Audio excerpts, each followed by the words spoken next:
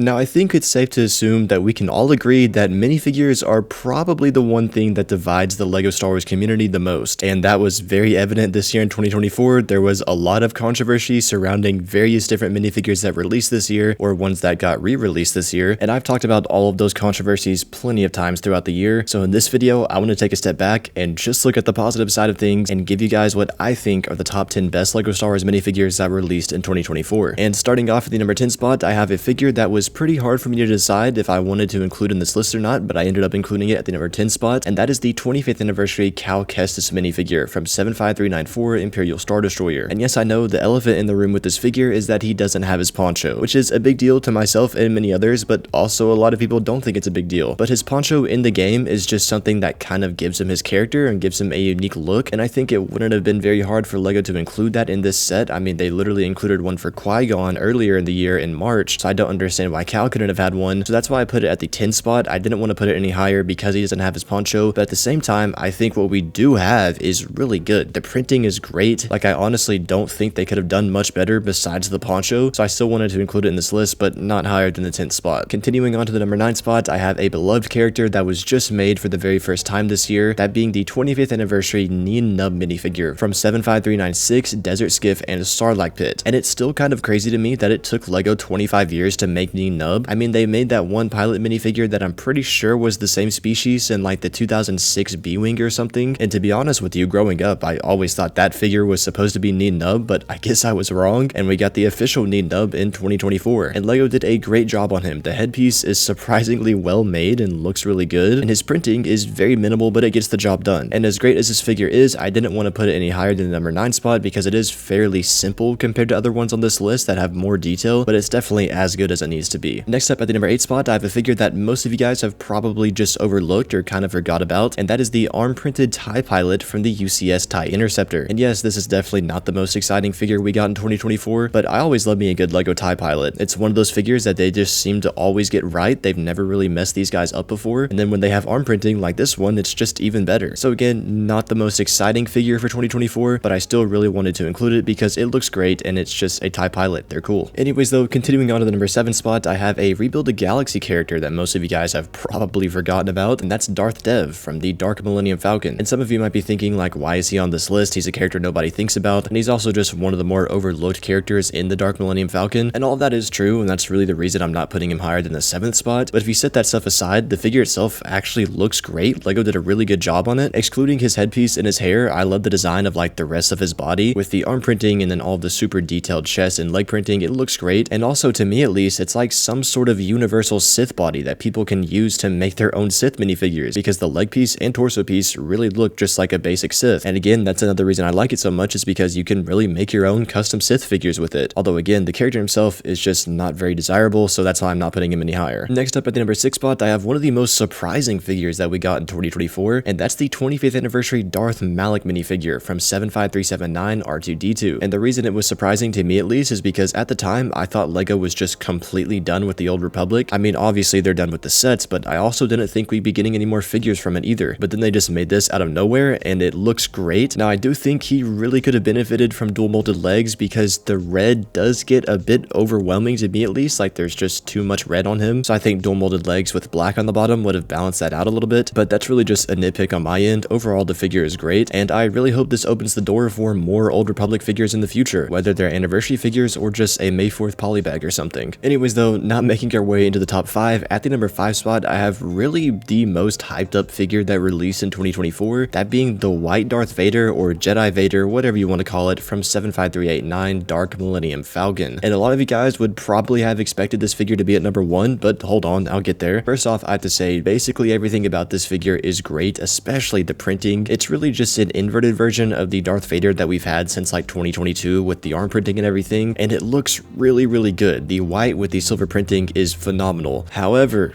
his helmet, that is the one area with this figure that kind of holds me back from putting it any higher. And that's just because it looks bland compared to the rest of the figure. It really needed the blue eyes that everyone was talking about. Like, you know that picture of the horse drawing where one half of it is super detailed and then it fades to the front where it's like super sloppy? That's what this figure looks like to me, going from the torso to the helmet. It literally looks like the helmet is incomplete. It looks like one of those prototype pieces that you see. And that alone has just always thrown me off about this figure. But again, the rest of it just looks so good that I had to include it in the top 5, but I just couldn't put it any higher. And if the helmet did have those blue eyes, I would have put it at number 1 in a heartbeat. But now making our way to the number 4 spot, I have a figure that I didn't really like when it first released, but throughout the year it has definitely warmed up on me a lot, and that is the 25th anniversary Saw Gerrera minifigure from 75383's Darth Maul Sith Infiltrator. And the reason I didn't like this figure at first is just because I didn't think the green was accurate. Yes, when you look at Saw Gerrera in Rogue One and Rebels, his armor does have a slightly green tint, but it's more gray or black than it is green. And I think like, well, if his armor is more black than it is green, why is the Lego figure more green than black? But over the year, when I like looked at this figure in my collection, I was like, dang, it does look really good. The green isn't, you know, as accurate as it could be, but I think this arguably looks better than it would in all black, because the green allows for the printing details to pop a bit more, and also his armor is just really cool. He's got that awesome chest plate and his cape. So again, despite it not being as accurate as it could be, it did warm up on me throughout the year, enough for me to put it at the number 4 spot, and the green really does allow those printing details to pop out. Anyways though, now making our way into the top 3, at the number 3 spot, I have another very hyped up figure that released this year, that being Grand Admiral Thrawn from 75385 Ahsoka Tano's Duel on Peridia. And this figure, to me at least, is just pretty much perfect. This is the perfect Thrawn figure, and also the first one that we had gotten since 2017. That's why it was very hyped up. It's very clean, very simple, and it just looks great, especially the dual molded legs. Those are such a great inclusion from the previous one. And yes, I know some people complain about the inaccurate rank markings on the top left corner of his torso, which, I mean, I see where those people are coming from. Accuracy is something I care about and a lot of people care about, but something that small just doesn't matter to me, so I never really cared when people complained about that, because I just think this figure looks great and it's such a good upgrade from the first Thrawn we got back in 2017. Next up at the number 2 spot, I have the first Mandalorian figure on this list, that being Paz Vizsla from 75386 Paz Vizsla in Moff Gideon Battle. And this figure is absolutely gorgeous to me. The light sand blue with the gray just looks really well, such an amazing color combination, and also he's just a very beefy figure. There's a lot going on with his chest plate and his backpack, as well as his big gun, which I'm pretty sure is called a repeating blaster. And by the way, speaking of that gun, when you have him holding it and set him up, it looks so epic. It's awesome. Now, some of you might think it is a bit unfair for me to include him this high up on the list, because we also got Paz Vizsla back in 2021, and this one is just very ever so slightly upgraded. As a matter of fact, his torso and chest print is actually exactly the same. The only difference is his helmet print. There's just like some little extra added details on the side, but that's enough for me to consider it a new figure, so I included it on this list at the number 2 spot. Anyways though, now making our way to the number 1 spot, this might not be the figure you were expecting to be at number 1, but it's what I think is the best figure released in 2024, and that's Moff Gideon from 75386 Paz Vizsla in Moff Gideon Battle. And I really don't have much to say about this figure because it's just pretty much perfect. I don't think Lego could have done any better in any way. Some people would argue that he should include his cape, but at the same time, he's got a jetpack, so it really wouldn't make sense to put a cape on over the jetpack, so it really doesn't bother me. I think this figure is perfect. The black with the dark red and then the light gray lines just look incredible to me. It's a super menacing and detailed figure, which I always love figures like that. And then on top of that, his helmet piece. I mean, how could you not like this helmet piece? It looks phenomenal. Lego didn't cheap out and use a previous Mandalorian helmet piece with horns. Some people thought they were going to do that, but no, they actually designed a new custom Moff Gideon helmet and it looks great. So yes, I think this is the best Lego Star Wars figure released in 2024. Anyways guys, that's gonna do it for this video. Let me know what you think about my list down in the comments below. If you agree, if you disagree, say whatever you want. If you're new, please consider subscribing, and if you want to check out more videos, you can see it on the screen right now.